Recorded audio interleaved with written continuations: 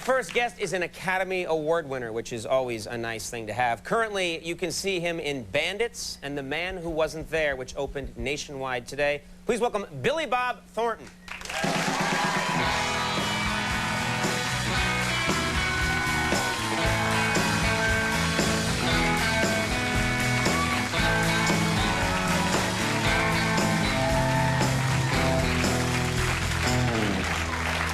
Thanks for being here. Well, thanks for having me. Yeah, very nice to have you. You know, I was kidding around with Max at the top of the show about the name Billy Bob. Max Weinberg over there. Yes, there he is. That is Max Weinberg. Hey, Max. Hey, Billy Bob. Never look over that way. There he but you know, it's funny, but in college, I studied Southern literature, and I fell in love with the names. Such colorful names in the South. I know you're from the South. Do you have a lot of friends with colorful names? Yeah, mainly not my friends, though. People I knew had some colorful names. My friends had pretty boring names, but well, as you know, in the South they use two names like mine a lot. My father's name was Billy Ray, for instance. But one of the funny things in the South was a lot of times sort of poor people, like my people, would name their children after products. Products, which like products, funny, yeah. Products that they liked, or just products that they saw. I mean, you know, they didn't necessarily even have to like them. I don't think. But there was a girl that went to my elementary school named Aquanet. No, there wasn't. Yeah, was there really? Oh, yeah, that's absolutely true. Aquanet, get in here now. Exactly. Or I'll spray you. And there was a boy named Velveeta. It's just hard that it has a feminine ending. I think that would be the hard part. Yeah, he was like, I want to be named after a masculine cheese. You know? Exactly. Yeah. That's, you know, the last time that you were on the show, we were talking, and I was really happy because there are a lot of people who take themselves very seriously, and they say, well, I never watch TV, or, you know, that's beneath me. And you started talking about how you thought one of the great sort of pieces of American art was the Andy Griffith Show. Yes. You thought it was, in which I agree with, by the way. And we were talking about Barney and how much you like the show. Right. Are there like more recent shows that you think are great that you love to watch? Well, I mainly watch old shows. I watch the game show channel a lot. Let's see. Game show channel. I watch TV Land. I watch TV Land like all the time. Yeah, all the time. Which is great. Yeah, like they'll show, you know, Hogan's Heroes or something like that. I love that stuff. The Munsters is on now, you know. It's one of my favorites.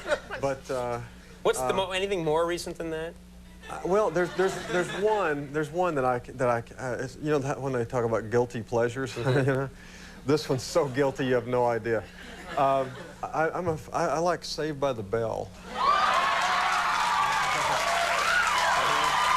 Well, yeah. Once again, my friend, you are preaching to the choir.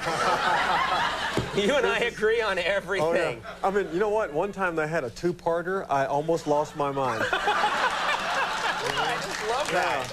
I love that. You know what's amazing is that, you know, you're a big-name actor, Academy Award winner. You know, I would think you could arrange to meet Screech, I would think, if you wanted to. You would blow his mind if you called him up and said, I want to meet with you. Well, I'd like to meet him, you know. But, I'm sure you're going to get a phone call tonight. This is Screech. They won't let me upstairs. In my dreams.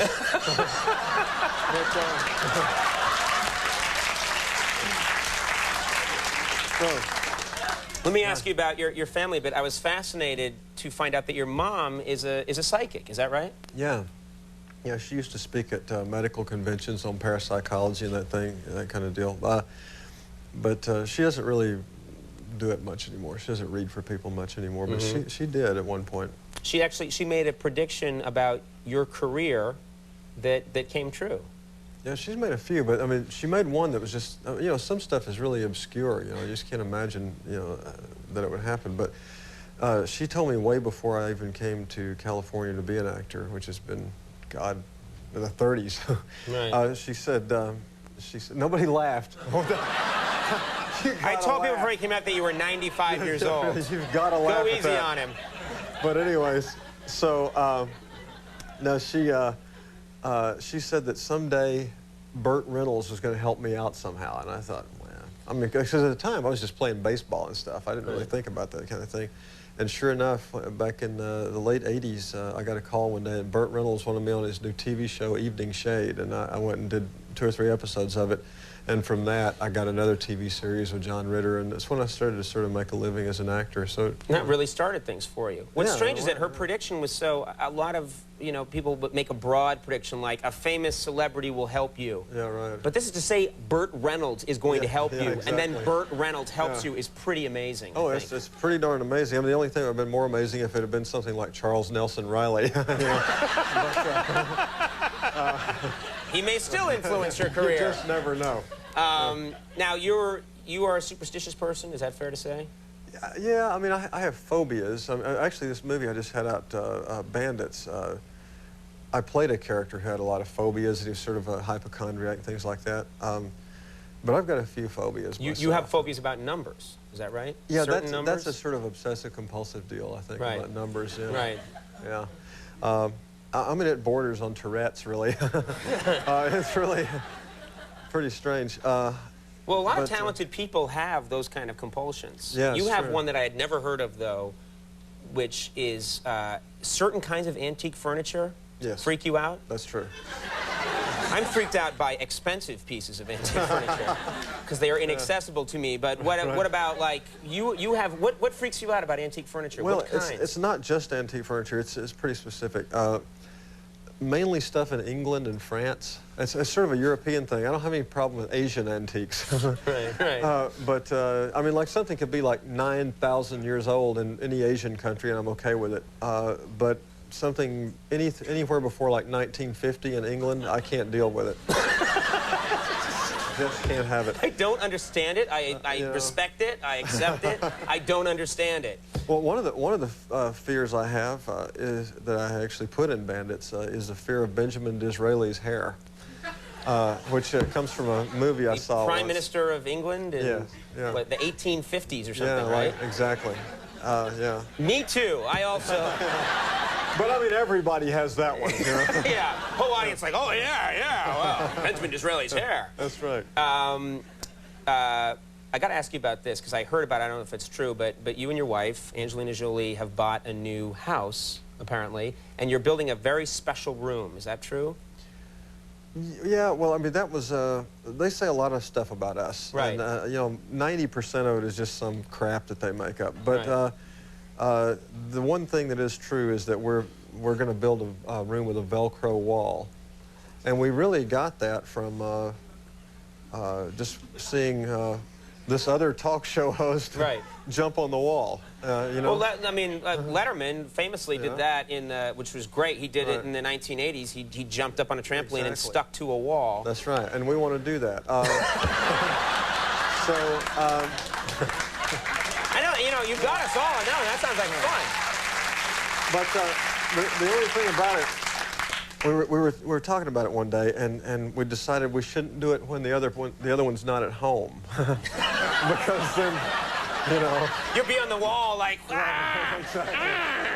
Yeah, the phone will be ringing, and you know, But, they will never find you. Exactly. Exactly. This new movie, The Man Who Wasn't There. By the Coen brothers, who I think are geniuses. I do too. The look of the movie is fantastic. The cinematography, the black and white, is just amazing. For this movie, is unusual. A lot of people have to do extraordinary things when they're in a role. You had to quit smoking, or this movie made you quit smoking. Is that right? Actually, in the movie, it's just so you know, it's a movie that takes place in 1949, and it's very much like one of those Humphrey Bogart movies, or. It's actually closer to like Montgomery Clift's kind of part, the stuff he used to play. And in those movies, remember in the 40s, they smoked constantly. You know, I mean, like every scene, every frame of the movie. And everybody smokes all the time. Exactly. And my character, that's his only friend sort of in the movie is a cigarette. So I smoked constantly, and at the time, I was a smoker. I smoked for about 20 years.